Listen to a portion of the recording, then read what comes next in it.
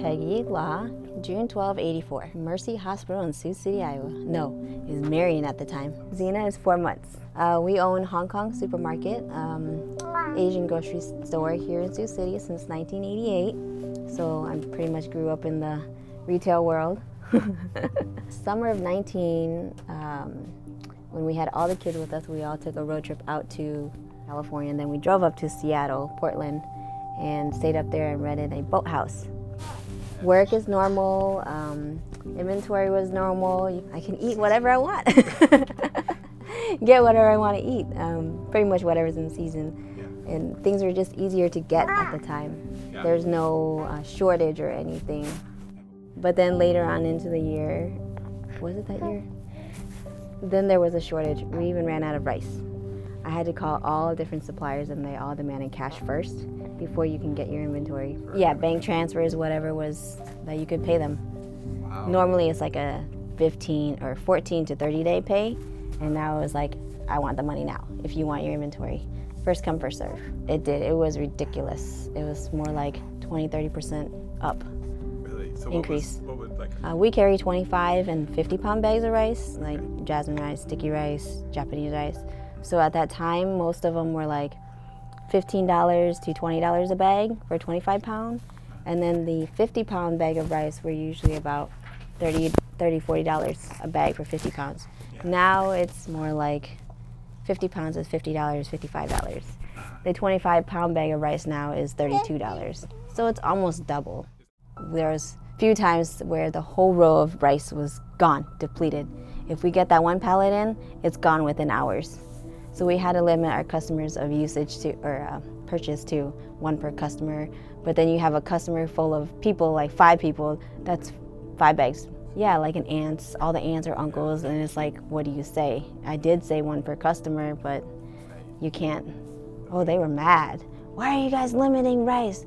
Why can't we buy what we want? I have money, take my money. So, I mean, we want to be fair for everyone. In case someone wanted rice, they could get rice. You already have a bag of rice. This person didn't get one yet, so let them get one. You know, we were trying to be fair, but some people were mean. I mean, there's always people like that. Most of the customers are in town. They know that they can get whatever they want, but maybe they already stocked up before this happened, and so it's usually the newer customers that are a little more angry. We did require everyone to wear a mask, and we were limiting people, like 30 customers in the store. It didn't work because you can't control people because we have a small store. And us as workers or employees, we wore gloves and everything. I mean, it helped, but it didn't help because I got sick. I was one of the first because I was super cautious, and I still got sick. It's like, I don't know if I was low on iron, but then I also found out I was pregnant.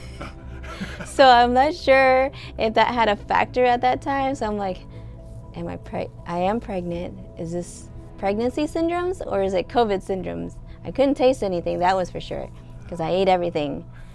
We went to Siouxland Community Health because they had that drive-through, and that made it easy so I didn't have to get out of the vehicle. That nose swab is no joke. They just shove that stick up your nose. Oh my goodness, you're like, whoa. In the beginning, it was understanding, but I think after like 6-8 months later, people were sick of wearing masks. And then they're like, why do I have to wear a mask? I'm giving you money to shop here. Yes, but I also want you to be cautious and protective of yourself too. But some people are just like, I'm not shopping here again. I'm like, I'm sorry. Yeah. It's just, we want to be protective of our family too. I had a baby. You had your baby. Right, you had your baby. I had my first boy. So he was, I don't want to say he was a pandemic baby, maybe a pre-pandemic baby.